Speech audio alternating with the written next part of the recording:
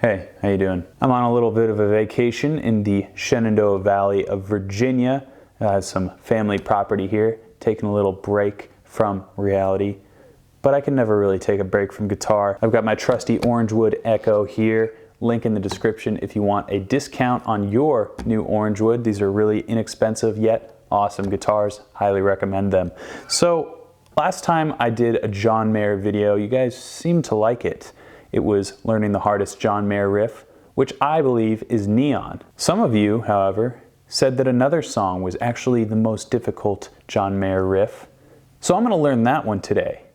I still think Neon's the hardest, so we'll call this learning the second hardest John Mayer riff. Stop This Train, that's right. A similar pulse of Neon where it's the happening groove going throughout, but I think there's a little bit more intricacy in, I think the endurance aspect of this may be what gives it its title of the most difficult riff, or the second most difficult in this opinion. I haven't listened to this song in a while, but I do know it very well. I think that's the most important thing when you are learning something, is to be able to sing it in your head, so that way you can use your ear to lead you in the right direction, because as you know, I don't like to use tabs. I like to just figure things out for myself. I know it may take a little bit longer, but it actually develops your musicianship in a much more effective and meaningful way. So with that in mind, I'm going to take a quick listen. I'm not going to learn the entire song. I'm just going to learn the main riff. That's what we're going for here. Stop this train, search. All right, let's hear it.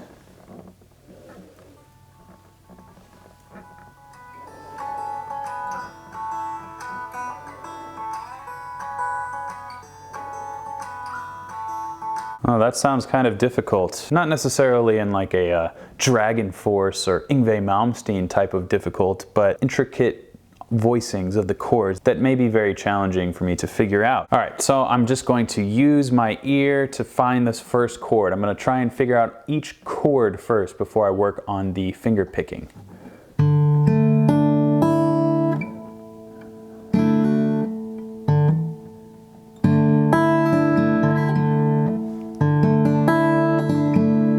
I think that's it.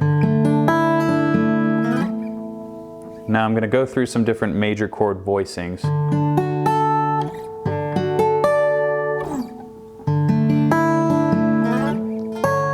Nope. Closer. Sounds kind of minor. No. Ah, there we are. So there's definitely a D in the bass happening.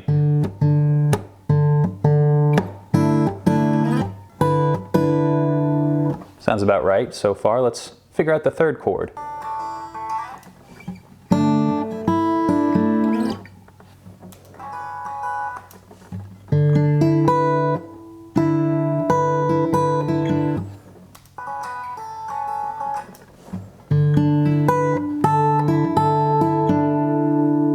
Okay, I think we're making progress, so no.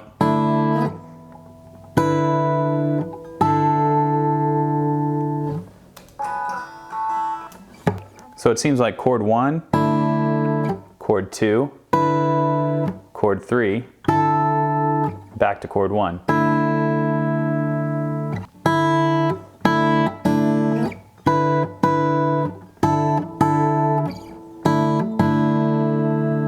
Okay, now let's attack this finger picking pattern. I know there's a quarter note pulse, and I think there's a hammer happening somewhere, maybe in the beginning here at least.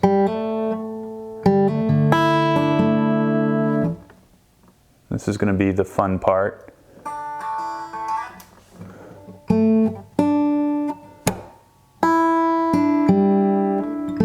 Yeah, so it's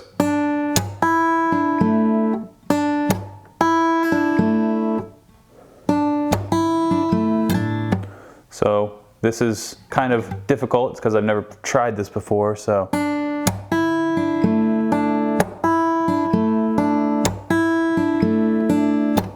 that's what I'm gonna start to loop, so until I can get it to feel natural.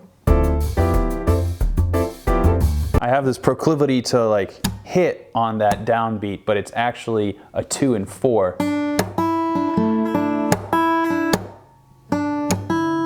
So the beat is 1, 2, 3, 4. 1, 2, 3, 4.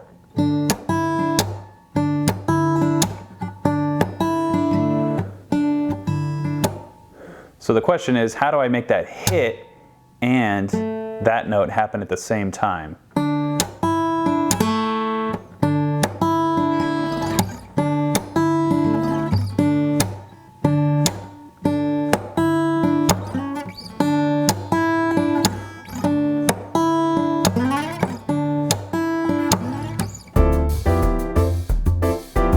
Seems like he's hitting and sliding at the same time, if you hear it.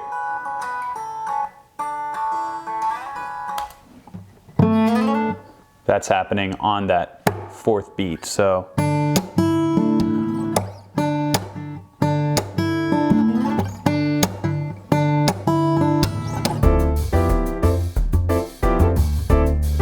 So I'm learning a little bit about John Mayer's technique, because this is the same thing that he did in Neon, and I don't know if I actually played Neon the way he did it, so I'm gonna try and actually get this exactly how John plays it. And I know for a fact that he has this kind of gunslinger technique. I found this in the Ross Campbell video that I looked at in the last video, which he commented, "What's up, dude?" He was actually correct in the way that he was delivering it. So it's this sort of this looking thing that John does, and it's like this slap flick thing. So I did it like kind of, I'm used to keeping my fingers like kind of more flamenco-y, but John is a little bit more loosey-goosey when it comes to this stuff. So I'm gonna try and figure this out the way he would do it, and that is going to lend itself to making this easier to learn in the whole, because he really continues this pattern throughout, and that way I won't have to adjust. I'll just learn this technique and then have it in the arsenal. So I know this first chord has the hammer on, but I'm just gonna ignore that and try and get this. It's like a Travis picking with a gun.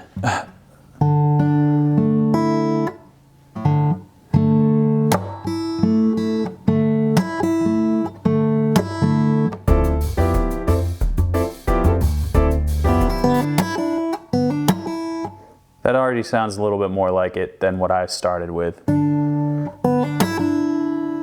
All right, let's see if we can put the second half of this picking pattern together.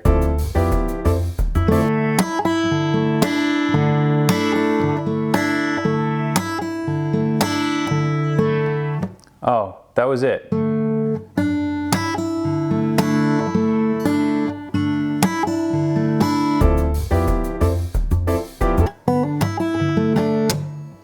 All right, we're getting somewhere.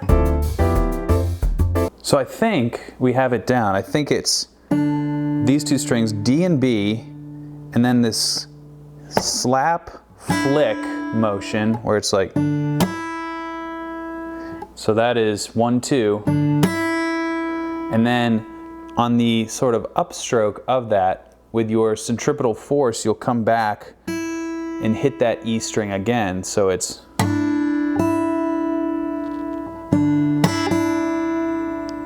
and then from there we have the D string, the G string, and another flick.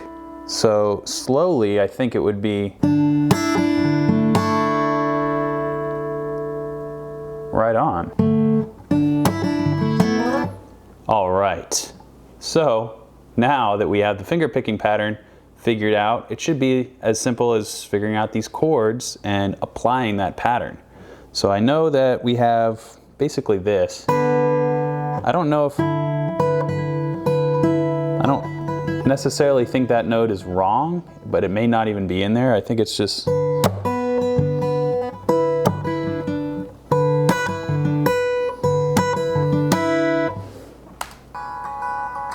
so I think instead of this D and B string being rung at the same time, it's applied to the D and E string. So same concept, just different string set. ringing simultaneously there, but the same pattern, I believe.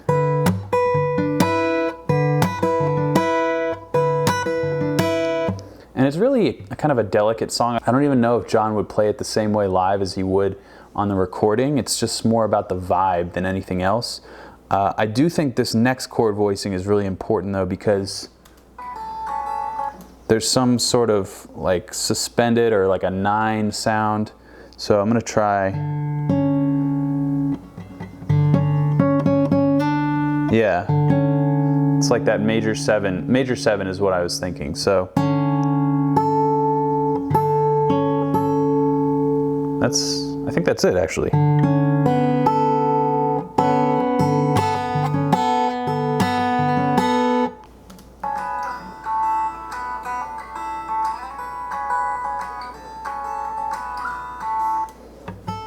So definitely the high E string is the focus of this, so I don't have to be too careful about making that blend with the rest of the notes happening. It's more important to have that melody line on top. And I think it just goes back to the beginning.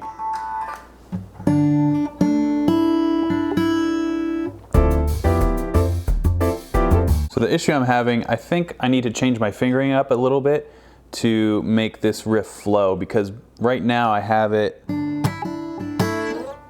yeah, that's what I need to do. So I have to have my middle finger actually on the 2nd fret of the G string, forming this D sus2 chord to start off, because that'll make this, which is what I believe the chord actually is, that'll make that slide perfectly in time instead of having to go, you know, that little ergonomic time saver of using the same finger is going to help me think a little bit less. So, and then we have, yeah, I think he actually omits that octave or that D note, that root note, and it becomes that. So, in fact, a different ending chord than I thought. Let's put it all together.